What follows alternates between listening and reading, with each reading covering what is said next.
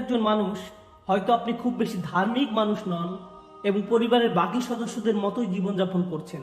তারপর হঠাৎ একদিন হৃদয়ে এমন কিছু অনুভূত হয়েছে, আপনি বলছেন আমি এই পরামর্শটি গুরুত্বপূর্ণভাবে নিতে চাই। আমি জানি না এটি কিভাবে হয়েছে। হয়তো আল্লাহ পাক এটি একটি ইউটিউব ভিডিওর মাধ্যমে করেছেন, নয়তো একজন বন্ধুর মাধ্যমে করেছেন, অথবা অন্য কোনোভাবে করেছেন। কিন্তু আপনি জীবনে ভালো কিছু করার জন্যই আপনার জীবনকে পরিবর্তন করার সিদ্ধান্ত নিয়েছেন।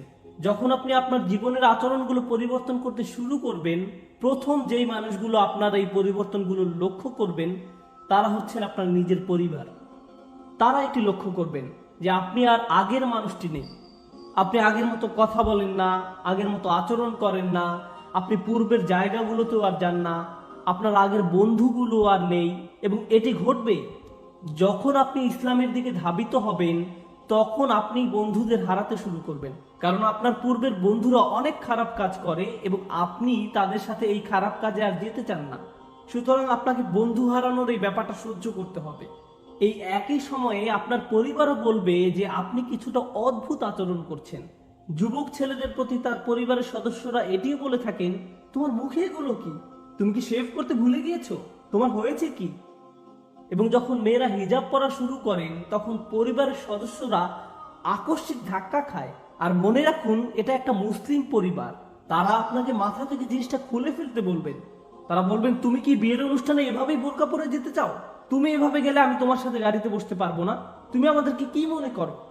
হঠাৎ করে কি তুমি ইসলামের প্রধান মডেল হয়ে গেছো? কে মারা গিয়েছে আর তোমাকে শায়েখ বানিয়ে গিয়েছে?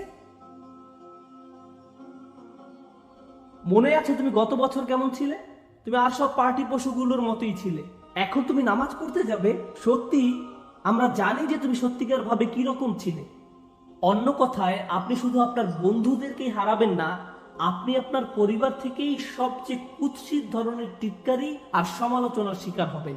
প্রতিটি মুহূর্তে, সব সময়, যখনই তারা সুযোগ পাবে তখনই তারা আপনাকে কিছু না কিছু বলবে। তারা আপনার দাড়ি সম্পর্কে কিছু বলবে, তারা আপনার নামাজ পড়ার অভ্যাস সম্পর্কে কিছু বলবে, আপনার সন্তানদেরকে ইসলামিক স্কুলে ভর্তি করানোর ব্যাপারেও তারা কিছু বলবে, তারা আপনার ছেলে মেয়েদেরকে মক্তবে পাঠানোর ব্যাপারেও কিছু না কিছু বলবে। অথবা আপনি ফজর বা এশার নামাজের জন্য উঠবেন এবং মসজিদে যাবেন, তারা এই সম্পর্কেও কিছু বলবে। তারা আপনার জন্য কিছু কমেন্ট করবে। আর এই মন্তব্যগুলো যন্ত্রণাদায়ক, এইগুলো অনেক যন্ত্রণাদায়ক। আর এই পরিবর্তনগুলো যদি যুবকদের মধ্যে হয়ে থাকে, তখন তাদের বাবা মায়েরা বলেন, তুমি তোমার মুসলিম বন্ধুদের সাথে মেশা বন্ধ করে দাও, মসজিদে যেও না, তোমার সময় নষ্ট করো না। আল্লাহে, আমি এরকম গল্প জানি। যখন বাবা তার ছেলের ব্যাপারটি ধরে ফেলেছে, তার ক্লাসগুলো 3 থেকে 4 ঘন্টা ব্যবধানে, ক্লাসের মধ্যবর্তী সময় সে জোহর নামাজ পড়তে যায় এবং সে লাইব্রেরিতে পড়ালেখা না করে মসজিদেই লেখাপড়া করে। কারণ লাইব্রেরিতে দেখার মতো অনেক কিছু রয়েছে আর মসজিদের পরিবেশ ভালো। তখন বাবা বলছে, তুমি একজন চরমপন্থীতে পরিণত হচ্ছ। খেয়াল করুন, বাবার চোখে এখানে কোন ব্যাপারটি চরমপন্থা? ছেলেটি মসজিদে গিয়ে নামাজ পড়ছে, এটি তার জন্য চরমপন্থা। সুবহানাল্লাহ, মুসলিমরা নিজেরাই এমন আচরণ করছে। আপনারা কি মনে করেন অমুসলিমরা ইসলামের প্রতি বিমুখ? কখনো দেখেছেন মুসলিম পরিবারের লোকজন নিজ সদস্যদের সাথে কি আচরণ করে? বাবা মায়েরা তাদের সন্তানদের সাথে কি করে? আমি আমার নিজের ঘটনা জানি, যেখানে বাবা মা সন্তানকে বলেছে যে আমরা তোমার কলেজের বেতন দিতে পারবো না, আমরা তোমার জন্য একজন বর খুঁজবো না যতক্ষণ না তুমি এই হিজাব খুলে ফেলছো। আমরা এটি করবো না। তুমি যতক্ষণ পর্যন্ত না এই হিজাব খুলে ফেলছো, আমরা ততক্ষণ পর্যন্ত তোমাকে আমাদের মেয়ে হিসেবে মেনে নিব না। আমরা জনসম্মুখে তোমার সাথে একসাথে মুখ দেখাবো না। তুমি আমাদের সাথে আর কোথাও যেতে পারবে না। এই কথাগুলো একজন মা বলছিলেন। জানেন তারা আরো অবাক করার মতো কি করবে? তারা আপনাকে নিজের সম্পর্কে খারাপ অনুভব করতে বাধ্য করবে। তারা আপনাকে বলবে, তুমি কোন ধরনের মেয়ে? তোমার নিজের সম্পর্কে লজ্জা করা উচিত। তুমি তোমার বাবা মাকে বিব্রত করছো। আমরা মুসলিম, কিন্তু তথাকথিত মুসলিম নই। আমরা ওই ধরনের মুসলিম নই। আমরা আমাদের পরিবারে এইভাবে কাজকর্ম করি না। এরা হচ্ছে ওই সকল মসজিদি লোকজন, ওই ধরনের মসজিদি মানুষ, তাদের মতো হও না। এই ধরনের কথাই তারা বলবে। এখানে মজার বিষয় হলো, আপনি যদি আগের দিনে আপনার দাদা দাদির ছবি দেখেন, তাহলে দেখবেন বৃদ্ধ দাদার অনেক সুন্দর দাড়ি ছিল। আপনি আপনার দাদির ছবি দেখতে পারছেন না, ঘোমটার কারণে। সুতরাং কে পরিবারের জন্য গর্বের এবং কে পরিবারের জন্য বিব্রতকর?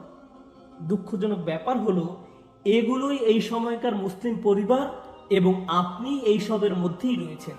আপনি ইসলামের দিকে পথ চলা শুরু করেছেন, আর এ সময় যদি ইসলামের একজন শত্রু আপনার কাছে আসে এবং বলে তোমার ধর্মকে পরিত্যাগ করো, আপনি বলবেন ও তাই, আমি আরো অনেক বেশি প্রতিজ্ঞাবদ্ধ হব। আপনি আরো উদ্যমী হবেন, আপনার ধর্মের প্রতি আগ্রহ বেড়ে যাবে। যখন শত্রুরা ইসলামের উপর আঘাত হানে, আমরা তখন আরো বেশি প্রজ্বলিত হয়ে উঠি। আপনারা খবরে দেখবেন মুসলিমরা প্রতিবাদে উন্মত্ত হয়ে ওঠে।